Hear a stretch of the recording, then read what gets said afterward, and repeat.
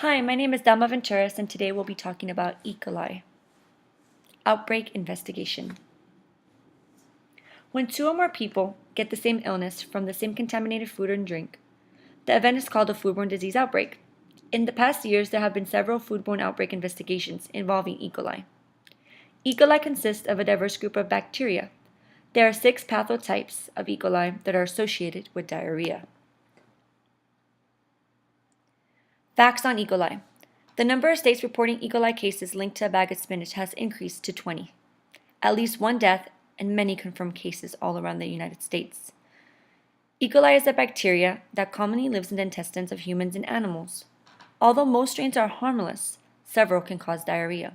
One strain can cause severe diarrhea and kidney damage.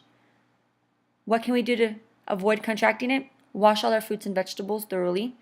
Cook all ground beef and meat. Drink only pasteurized milk and juice, and don't swallow water in lakes or public schools. These are sources from the Center for Disease Control and Prevention.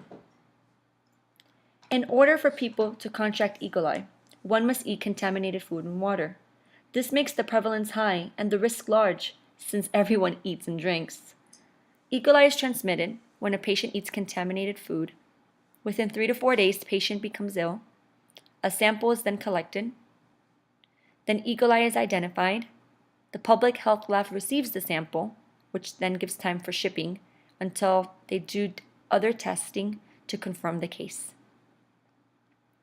According to the CDC, the likely source of outbreaks in the United States seem to be from leafy greens, lettuce, and spinach. However, consuming raw and uncooked meat can also be a culprit. E. coli is a major culprit for foodborne outbreaks. The number of multi-state outbreaks caused by contaminated foods has more than tripled over the last 20 years. Salmonella, E. coli, and Listeria account for the vast majority of these cases, as you see here. Some symptoms people describe are diarrhea, mild and watery to severe and bloody stool, abdominal cramping, pain, tenderness, nausea, and vomiting. Conducting an outbreak investigation is a must in order to fully understand and evaluate disease outbreaks. When dealing with E. coli, proper surveillance and detection is imperative. Following that, administering questionnaires will be valuable in that they can give us information on the exposed population, the person, place, and how they were exposed. It's important that we follow all steps in order to conduct an effective investigation.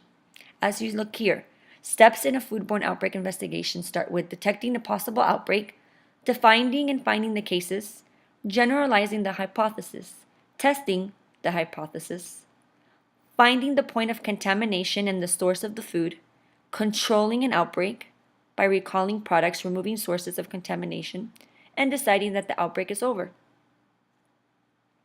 In conclusion, when conducting an outbreak investigation, it's imperative to follow all correct steps. One must prepare and plan for the investigation, confirm the existence of the outbreak, identify the cases, and choose an effective study design. In the case of E. coli, it would have been wise that the cases are identified and that all parties be notified. The item should be pulled off the shelf immediately in order to effectively stop the outbreak of spreading. Here are the references. Thank you so much. Have a nice day.